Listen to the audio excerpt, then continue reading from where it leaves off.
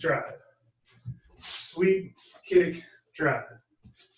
Sweep, kick, drive. So the 1, 2, 3 of this, 1, 2, 3, is going to go with 1, 2, 3. 1, 2, 3. Okay? So let's take those together slowly. First of all, let's just time the third one.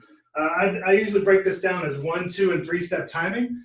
So if I'm working with beginners, really all I want them to do is make sure that they can time the punch with the front leg. Okay? I want to make sure that the leg and the hand can work together.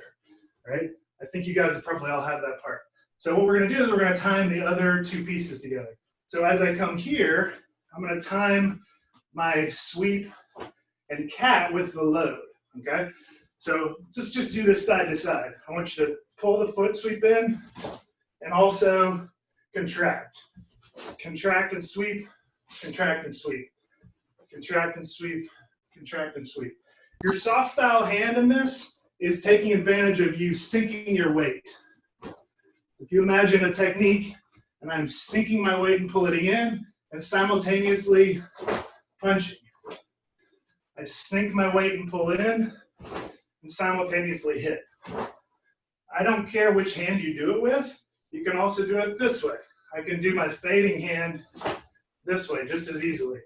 Whichever one connects with them, that's the right one.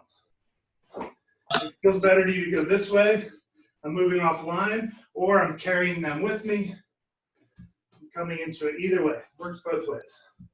Sensei, there's a question in the chat. Oh, let me look at the question in the chat.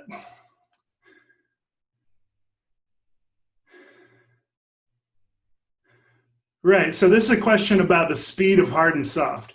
The basic breakdown we do with our speed is I'm trying to figure out which piece I want to tie to which leg movement, okay? So you have several tools that are involved. One is your fast redirecting sweep. The next is your sinking insertion, okay? The next one is your drive. The drive, you can use the soft style for that, but you really want to attach the punch, your big strike, to the big movement of the quadricep.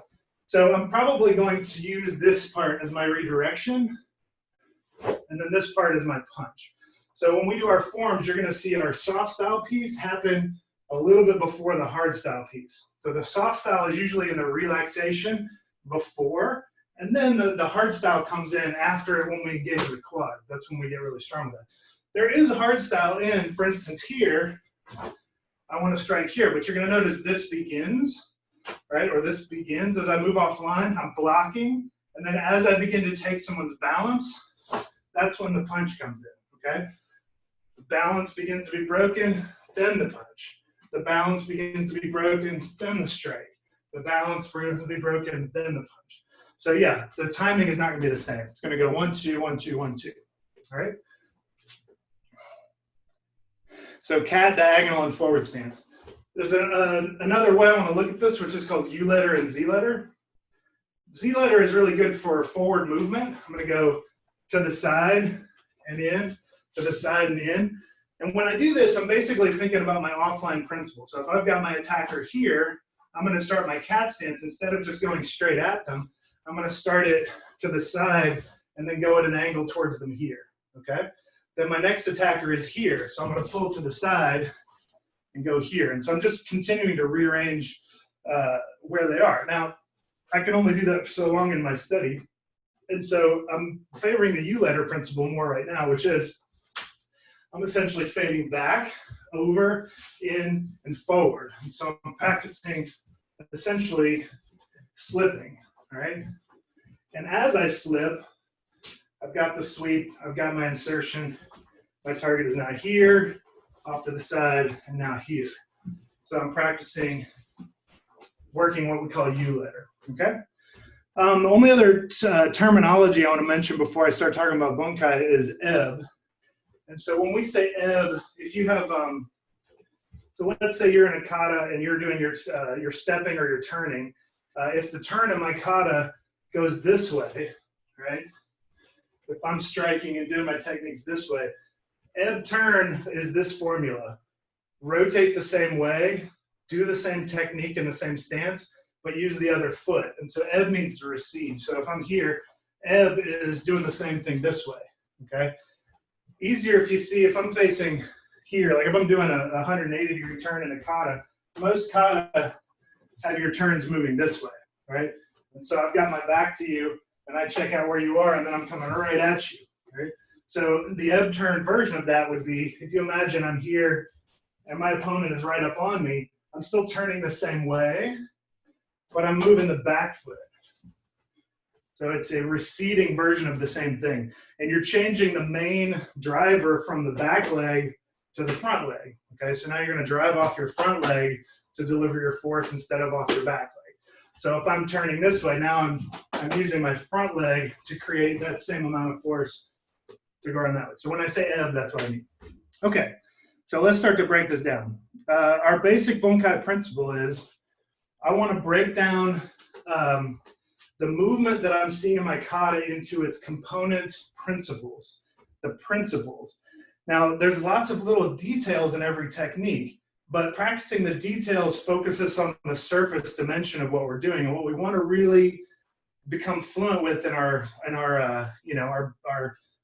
fast twitch memory is not the detail of a punch or block specifically, but the principle that drives them, okay? Because once I connect myself to the principle, the technique will flow from it as basically a conversation with my attacker.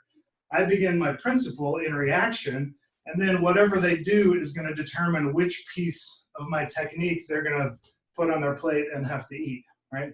So we're going to first break it down into its component principles. Then we want to understand what all the pieces from our feet to our fingertips are weaponized in that principle, okay? And then we basically relax, and this is the part where our partner training is so essential, and feel which part of that chain attaches to them. Now, when we're training by ourselves like this, and I can't bring somebody in to do this with me, we have to just use our intention. And so what we're going to do is essentially intentionalize this piece of the movement, this piece of the movement, this piece of the movement. So we're just going to react internally to our own intention. And then when I can train with my partners in person again, we get to play it that way. So first, let's break them down. So we've got our 1, 2, 3 step timing, and I want to look at the sink, expand, and drive aspect of this movement, okay? So as I come over to the one side, I really want to focus on sinking my weight. All right, we talked about this before, but I'm sinking my weight. So as my block begins, whatever type it is, I redirect and sink, okay? I'm sure you guys all have techniques where you're going to grab and pull. You're going to take a move and sweep it by you so that your opponent is unbalanced forward, or you're even just going to block it as hard as you can, which is also still one of your options. So I'm going to sink my weight. My second piece is expanding, okay? I cross, I use the front muscles of my body, my chest, my abs. When I do this, my shoulders and back are going to govern this second piece. So I'm going to go front of my body, back of my body, right? Then I'm going to do legs and core to twist, okay? So I'm going to focus on the front, the back, the twist. Front, back, twist, okay? One of the secrets to being really fast is to not contract your muscles to move and then contract your muscles to stop the movement and then start a new one. So if you do it that way, that's 2 muscle contractions for each movement. So instead, I'm going to contract the muscles that begin the movement and then the muscles that do the opposite movement so we can go faster. So when I do this, instead of contracting and then settling, I want to contract and then immediately expand with my back and immediately drive forward, okay? So that this movement is going to flow and be strong at the same time. So I want you to take whichever version of a crossing load, an expanding block or strike, and then a whipping or driving strike, and I want you to practice it on the box. So how it's going to go is this. I'm going to go across this way, sink, okay? Sink and load. I'm redirecting and striking simultaneously. Then I'm going to expand, okay? I'm redirecting again and striking, now using my back. Then I'm going to whip and drive, and again, redirect or pull and strike. Then I'm going to step back to this corner and sink. Here, redirect, or sorry, expand, and then strike. Sink, expand, strike. I've got my sweep in my sink, expand, and strike. Sink, expand, strike. Think front of the body, back of the body, rotate. Front of the body, back of the body, drive forward. Okay? Sink, expand, drive. Sink, expand, drive.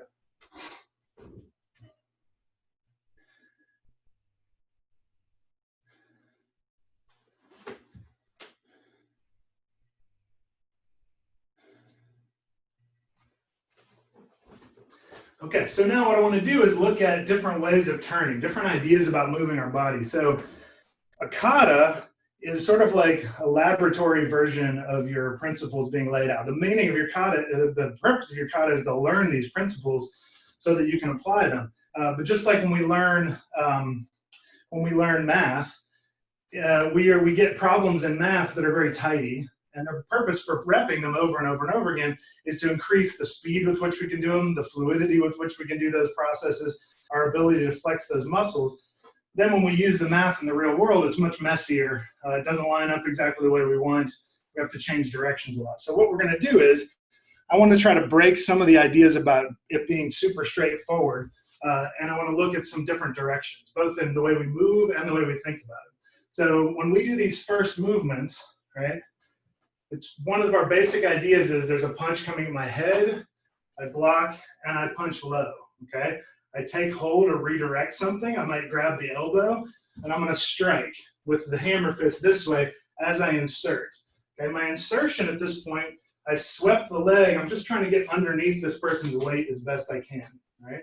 Whether that's the inside or the outside, I want to move the front leg as it attacks and then insert myself in them somehow. At that point, then I'm going to finish with what is the piece I have to move, and then I get to drive with my quads and do the large last piece of it, okay? So this is our most basic idea of it, and I want you to walk through it 5 or 10 times and just think straight ahead. I sink and pull, right? I expand, redirect, and strike, and then I drive. I get my last nice, powerful drive on the end. Yeah. Think about the 3 principles: sinking, expanding, driving. Sink, expand, drive. Sink, expand, drive. Don't drive too much on the expand, or you won't use up. You'll be doing what's called 2-step timing. You only have 2 of those tools. 1, 2. Okay, I want to do 1, 2, 3. I have to sink, expand, then drive. Sink, expand, drive. Sink, expand, drive. Right? Okay. So now let's just do some different turns with this. Let's say I'm here, and now my attacker is to this side. So I'm going to take the same idea, and I'm going to block off line. And just imagine you're driving them with you this way. Sink, expand, drive. Now just imagine that they're this way. I'm going to sink off line, hand and foot, expand, drive. And just take the same idea and imagine it with a different direction. Okay? You don't have to do the step the exact way it is in the kata. You can orient it to whatever direction that you want, right? The reason you practice it with such precision in your kata is so that you get down the procedure of how do we sink, how do we drive, how do I keep my foot movements tidy, how do I trim the fat from those movements, and then I apply them to what's actually happening to me in that moment, okay? So take a moment and try just some different directions with it.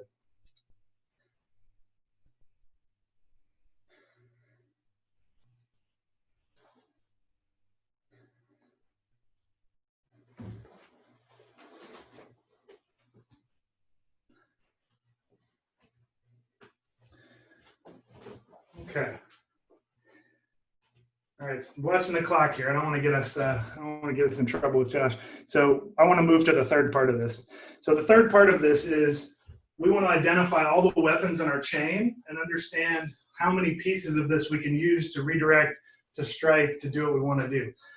So as I'm moving forward, first of all, I mentioned before, the foot is a piece of this movement, both from sweeping and from stamping, okay? So if my attacker's coming in up high and I'm doing a block, a strike, anything else up here, without looking, I want to understand how my balance feels, where their weight is, and takes this front foot, okay? I want to keep both their hands engaged and take the front foot. Then I want to kick or insert, okay? Either I'm kicking to the back knee or ankle, or I'm just coming in underneath their leg because I want to take them down. Or if they manage to get out of it, I'm just advancing forward, right? But I'm going to take and insert and drive forward. Take the balance, insert, and drive forward. Don't look at your foot because then they'll know that's what you're doing. You got to keep your hands involved up here and here, especially when if you get them with a good counter strike, it's a little easier to sweep the foot, okay? So that's the first piece of that. We'll go 1, 2, boom. So we've got our feet, okay? The other piece that we can think about is our shins, okay? Our shins are a very good deflecting and striking tool. As you come in here, if you think about this in terms of a shin block, right? If I was being attacked here, I can use this instead of as an attack, as a defense, or I can use it to shin strike the side of their knee or leg. All those are contained within that same movement. So as I block, I can use the shin as this comes across as well. All right? Then my knees, obviously the same idea with my knees. As I come to my cat stance, there's a free built-in knee strike. You just come right to the IT band, right to the groin, wherever you like to knee strike. That's built in there for you, right? Now what about my hip? Okay, let's say they get so close into this chain that I use this to get my leg around where my hip can be past them. All right, those of you guys that work throws, now you're set up nicely for your throw. Just this basic movement can be inserting myself to get the throw that I want, okay? The side is not often used, but you can use it to redirect. If something happens to be there, you can try to trap somebody with your side. Once we get up to your shoulder, we now have our shoulder strokes. If I block somebody, pull them forward, right into my shoulder, I have my shoulder stroking idea, okay? Next to my elbows, obviously, as I come to load, sweeping the leg, and taking the elbow and the head, right? I'll take the elbow. If I want to do my forearm, it's maybe my outer block as I come over, sweeping the leg, outer block. If I want it to be my hand, I might just be punching, I might be grabbing or attaching as I come in, okay? So I want to identify that whole chain from foot all the way through. And the next piece of this, and the piece that takes a lot of time, and you got to go kind of slow with it, is remember that in the beginning, every time we did one of these movements, we were moving 3 things. We got a leg that's in action, and we got 2 hands that are in action, 2 arms that are in action. And so a really advanced application, or bunkai, is going to involve all 3 of those things. It's going to involve your leg and both of your arms. So it's going to involve both the redirection, the counter strike, the sweep, okay? I'm going to take hold, redirect, strike, insert the leg or kick the foot, right? I'm going to take control again, I'm going to drive, and I'm going to strike at the same time. So what we want to try to do is take the movement in the kata that we're working on, and you probably all have different but similar katas that you're working on, but I guarantee you that they would all like you to use your whole body. There's not a lot of katas where they want you to not use your whole body. Sometimes I get asked, what are the movements? Sometimes there are katas where I'm just doing one technique with one hand, my other hand stays completely still. One of the most common explanations for that is that either I am trapping them to hold them in place, like this hand is still because I have got you, and that's what I'm doing with that hand. But there are also some katas where it's like, I need you to work on this hand right now. So don't pay attention to that one, and we'll get better at it later. So sometimes in your beginner katas, you might have only one hand for that reason. Okay? So what I want to do is I want to take this basic movement and look at how it can go forward and backward, because this is one of the pieces that when I'm doing bunkai with people often gets missed. A lot of times you'll see movements in a kata where, things go side to side, or people are focusing way too much on what their front hand is doing. What I want you to do is think 3-dimensionally, okay? If you think 3-dimensionally, if you imagine that I'm moving forward and I try to do my load this way, but my opponent maybe slips this, I move off to the side, this forward piece that I'm normally looking at is not automatically my whole idea. Remember that if I can find the support and structure for both hands and both legs, then it becomes a much broader idea. This arm that's moving forward, instead of being a strike, can also be the one that's redirecting or pulling, okay? If you imagine that I've come here I've blocked the technique, and then my person's gone to my dead side. This piece now, this one is the one that's pulling, and the reaction hand, this elbow becomes my strike, okay? Likewise, I could be pushing someone and striking backwards. Even my punch could be more about what's happening backwards than what's happening forward. And this is why I can't just look at my front leg and my front hand and slide forward and let my back hand do 30% of the work and my back leg be unrooted.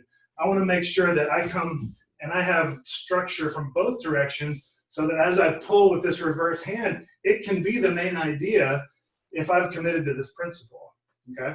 So one way you can look at your katas is you have principle, and then you have what one of my teachers called the listening energy, Tingjing.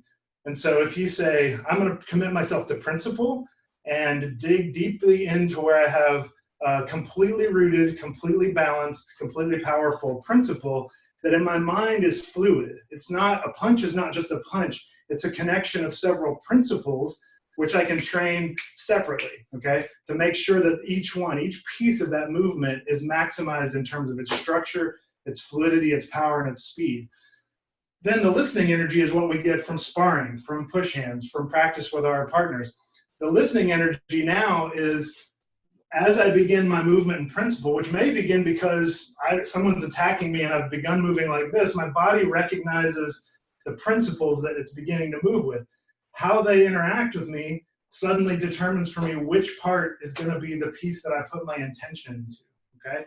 If they're very close, maybe it's my elbow. If they're moving away from me, it might extend to my hand. But by having the principle set up from my heels, through my legs, through my hips, through my body, all of the parts of it are powered, okay? So to try to light that up as a last bit before we close up, I want you guys to simply, in your minds, decide, okay, this time it's more my knees and my elbows, okay? This time I'm going to emphasize the kicking and the fist piece. I'm going to grab and pull and hit. And you're just going to have to simulate, if you're stuck in your house by yourself, what pieces of my technique in this kata am I going to put my intention into? But I keep the principle the same. My fluidity, my power, my speed, my structure are all underneath it. You're just going to move your intention from the foot, the knee, the elbow, the hand, the shoulder, wherever the strike is going to come from, okay? So by all means, you can try it with just our most basic 1, 2, 3.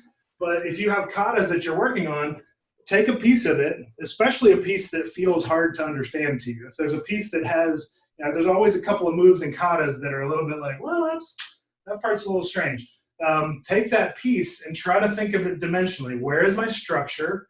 Where do I have power? And then work up your body, heels, shins, knees, hips, shoulders, arms, elbows. Look at those pieces and say, what am I missing? What am I missing that's maybe back behind me? Maybe the idea has moved to the back. Maybe the idea has a different dimension. And just break it up. Don't get too locked into what feels like is in the front, okay? All right, we're at 10 minutes, and so I was going to take some questions if you guys have any. If you want to just turn your audio on, I think we have a small enough group that we can talk to people. If you can turn your video on, I'd love that. I like people's faces.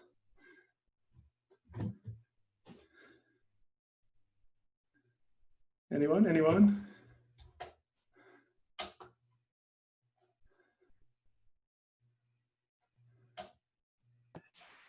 I thought that was fantastic, the stance box, because it reminded me a lot of the training I do with Uncle Bill, Willem de Tours on the Silat pentachars, which is foot patterns on the ground that we use for sweeping lines. And I mean, the technique that you did was right, exactly on the same sweeping lines. So awesome. Yeah, no, this has been really helpful for me as an adaptation to our situation right now, but I probably will keep it from now on. Nice. I like it very much. Yeah, it's great. And as you mentioned, and some of my instructors that have been using this box have already started adding more lines to it. Some people have some pretty expansive and interesting boxes. It's just right now, mine is just 2 shoulder widths wide with the line down the middle. But yeah, several people have made their lines on the side. But we do, almost all of our stances hit one of those dimensions. So our back stance is is going to be just down one of the lines, but it also helps us think about, like you might have noticed, the offline. You can imagine your center line, and yeah, that's very good. And please steal that if you like it. Yes, please. I'm going to borrow it. There's a question in the chat. Okay. Question in chat. Gravity and timing. Okay, so timing is, as you guys probably know by asking that question, the most essential element of your martial arts. When I say we're working principle or form, and then tinging, or the listening energy is the secret to timing, okay? And so your ability to work with your partner. I want to tell you a quick timing drill that I really like. As soon as you get back where you can work with somebody. Take a pad, okay? And what I want you to do is your partner is going to try to strike the pad in front of you, all right? And you're just going to try to pull it out of the way, all right? And so what you do is if they do like 20 times. If they get it 12 times, they have to move back 6 inches, okay? If they get it less than 10, if they get it 5 or 6 times, you can adapt it. They get to move forward. What you end up with is you're trying to read the beginning of their body movements so that you can time it perfectly with them, right? The two pieces that you want to gather really quickly. One, the person who is watching the puncher cannot look at the punch. And you guys that have done a lot of sparring are going to understand this idea very quickly. If you watch the punch, they're going to get you most of the time. What you're going to do is diffuse your gaze and see put your eyes in the space in between you where you're not actually looking at the hands, the shoulders, anything else, and just let your eyes relax in the middle distance, okay? When they're relaxed in the middle distance, you're gonna see all the movements of the body faster and more generally, so they will attach to principle better. When we look at details, our brain gets caught up in details, but if you diffuse your gaze and look at the whole body generally, you're going to attach to principle much more quickly. Then the next piece is that the person who is trying to punch needs to try to empty their mind of intention, okay? Your partner can tell when you're like, I'm gonna go really fast right now. You can sort of feel that buildup of intention to try to move quickly so that they need to surprise themselves with their own techniques, okay? So sir, 2-minute warning. This is just letting you know, 2-minute warning, sir. Thank you, Sean. So they're going to you need to surprise yourself with that. And then the final step, and this is the most fun one of all, try to feel your partner's intention to strike in the split second before they actually strike, okay? So what you're going for is that you move the pad and they go like this. That's what you want to see. They had committed their mind to striking. You sense that and you see their body beginning to move and you pull it out of the way just at the moment they commit, but before they actually strike. And that's when you get your Jedi Knight patch or whatever. So we are about out of time. Has anybody got one last thing? I want to thank you guys for showing up. It was one more comment in chat. There's more in the chat. Let's see. Hard and soft, fast enough. Okay, so here's the thing. The timing is a really important word for this. Soft is not slow, okay? Just like hard is not necessarily about fast and slow. It is about structure, delivering force, versus structure, adapting and redirecting force, okay? So don't think of it as fast and slow. If I'm connected to you in a sensing way and you strike, I am redirecting and it is going to be very fast. The difference is I'm not using my muscular and structure to drive energy into you. I am simply using my structure to redirect yours, okay? So we tend to begin the timing earlier, but it is not slower. Does that make sense? The difference is not yeah. Thank fast you. That was and myself. slow. What's that? Sorry, that was myself that asked that just because you were talking there, but thanks very much. That does make sense. Absolutely. And can I just say, by the way, I really appreciated your movements there going into Shikodachi. I never really thought of that as a coming underneath the person. I always thought of that as just the kind of hard kind of block rather than, or punch or something rather than going into a kind of takedown nearly. So I really appreciated that. Absolutely. Thanks. I hope everybody got some detail to take with you, and I know Josh needs to move us on. So thank you very much, guys. I really appreciate your attention and your time.